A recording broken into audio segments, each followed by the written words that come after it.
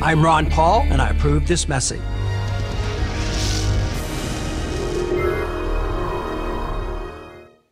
And we are back. INFOWARS Nightly News on this Tuesday edition. Coming up after our next interview with investigative journalist Wayne Madsen with a lot of breaking news and analysis, we're going to have our own Darren McBreen in studio.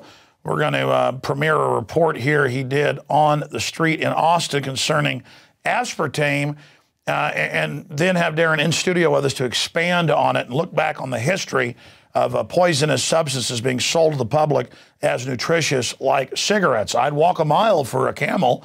Having a sore throat, smoke an extra pack. It's good for lung health, when they knew full well that it was deadly. Kind of like J. Edgar Hoover in the 50s saying no such thing as organized crime. Nowadays, we know that's ridiculous.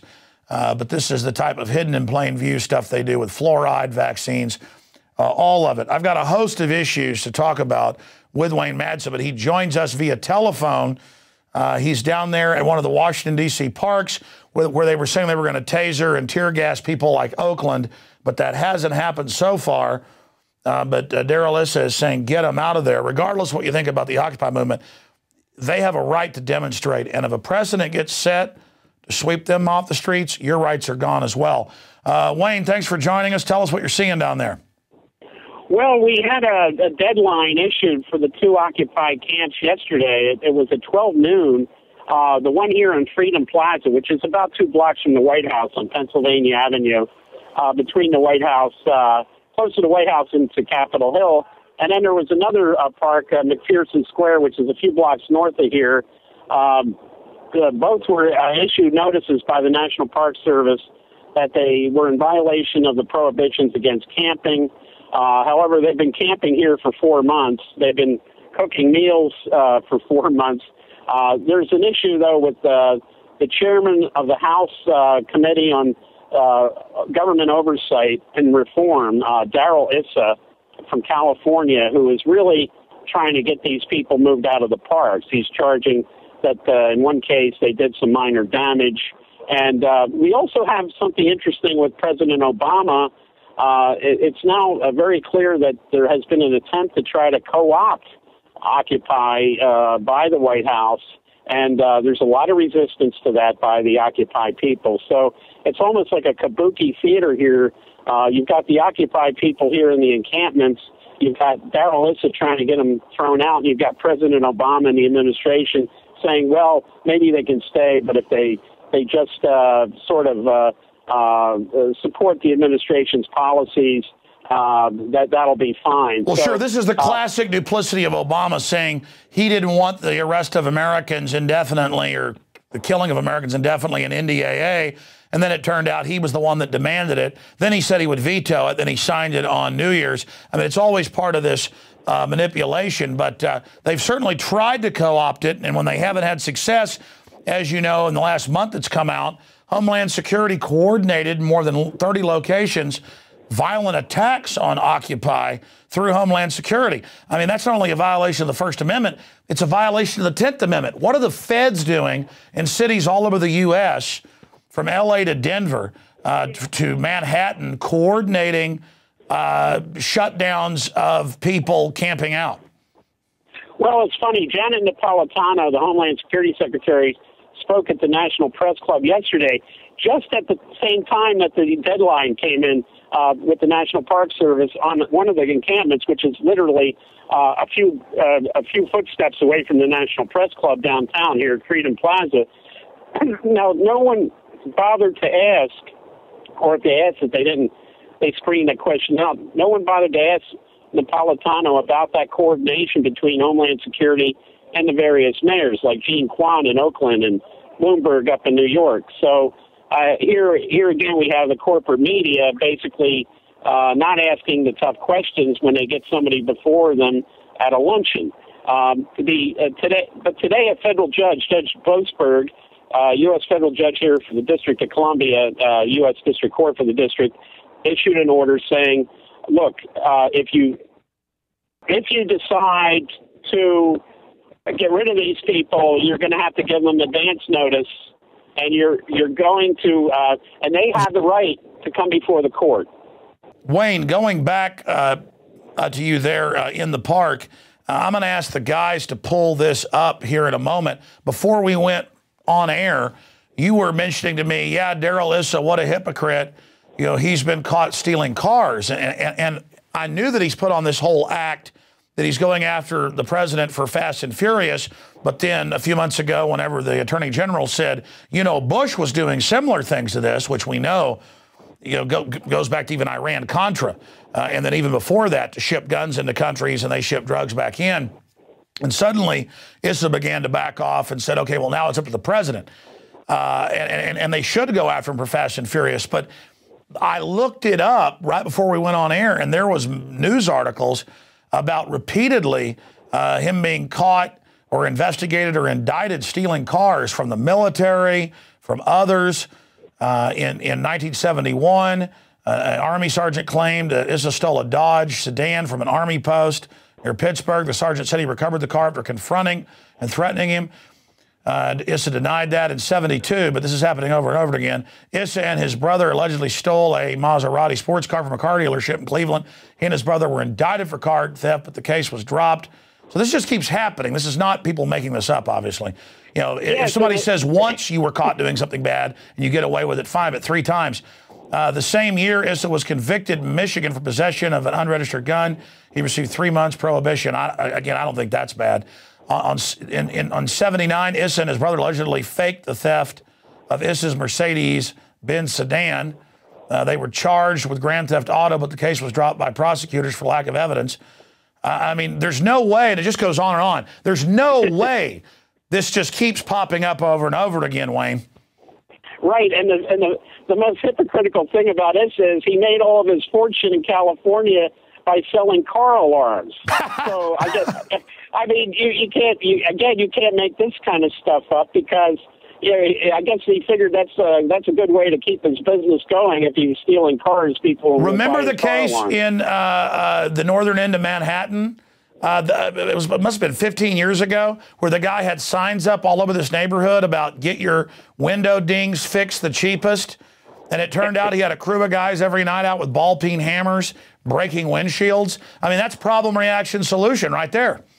Right. Well, we had a case here in Prince George's County about 25 years ago where they found the fire department that was facing budget cuts started setting fires. So, I mean, these people do exist, of course, but I think this goes to show, though, that people like this, you know, they're on very thin ice when they're, you know, we know that he has a lot of investments with Goldman Sachs, so obviously he doesn't want these people here protesting about the abuses on Wall Street, since he's obviously has participated. One more point I want to raise with you, Wayne, before we get into geopolitical issues, the latest on Obama's birth certificate, and some other things you're investigating.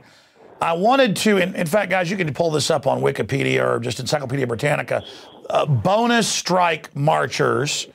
You know, years after World War I, they'd been promised in a contract that they'd be, you know, paid money when they returned home, a certain stipend. Many of them were wounded and weren't getting treatment, so they were promised, you know, this bonus. And they camped out for months there in D.C., near where you are, and it was the young Patton and the young MacArthur who rode them down. And again, of course, that was many years after World War I. It was 1932. They killed a bunch of them. And so this is an American thing to camp out and to really bring attention to something.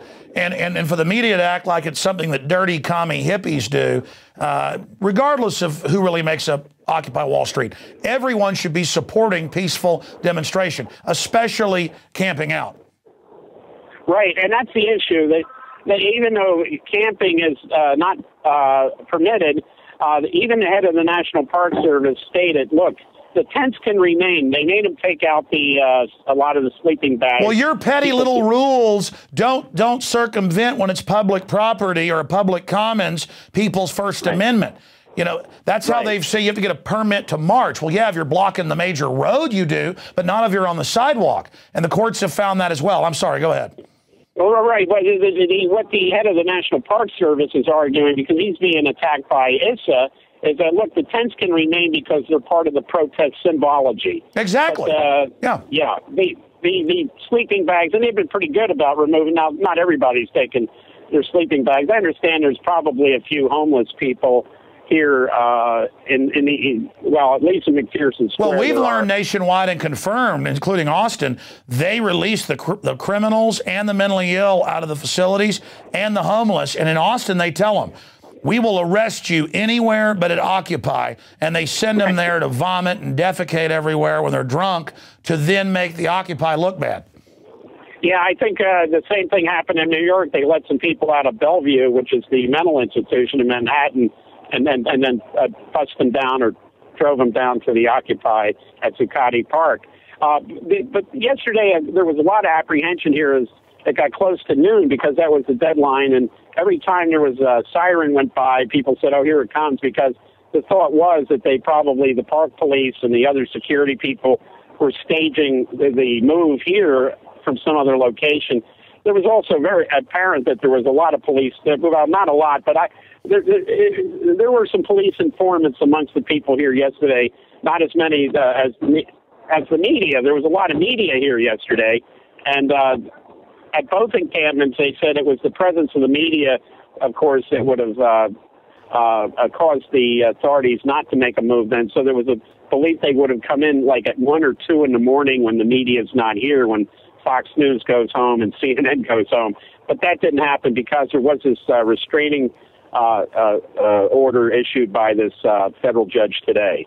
Well, that's good that the Constitution's still in place, at least in some areas of the United States. Expanding on that, I know you spent a lot of time looking at the Chicago machine that controls Obama, namely his man in Chicago, or it's really Rahm's man in the White House. But we're going to put an article on screen for viewers. Rahm Emanuel has come out, and I want your take on this, and said you got to get insurance, you got to get all these permits to protest anywhere, to have a protest sign, a button on your shirt. I mean, this is obviously unconstitutional, but it's there in the mob city of Chicago. And they're now trying to expand that and say media, you know, you're going to have to get authorization to be there as well. Right. So a full-out attack on the First Amendment. And our own Rob Dew is having to sue the Pittsburgh police right now from the last G20 meeting. This is G20 and NATO at one time to meet in Chicago. He was up on a hillside videotaping the police attacking demonstrators and non-demonstrators at the university in a park at night. And they marched up the hill and arrested him as well. So, I mean, I saw that big university report out that the U.S. is now, what, 47th when it comes to press freedoms. That's what Reporters Without Borders said. Right. And I think that we should be dropping, I think at least 6 journalists were arrested in Oakland. People with credentials from the San Francisco PD, the Oakland cops said they're not good here. But they even arrested at least one journalist with Oakland police credentials in Oakland. And here we have Mayor Gene Kwan out there who's saying, look, these people are nothing more than domestic terrorists. And it was quite clear that there was a lot of provocateurs present in Oakland. There's a lot of questions as to who burned that American flag. Many of the protesters says don't burn it, but there were some people intent on doing it. We've seen that time in and time out where the police send their goons in there to create some sort of violence, and then the rest of the police. Well, Wayne, they've been caught in Denver.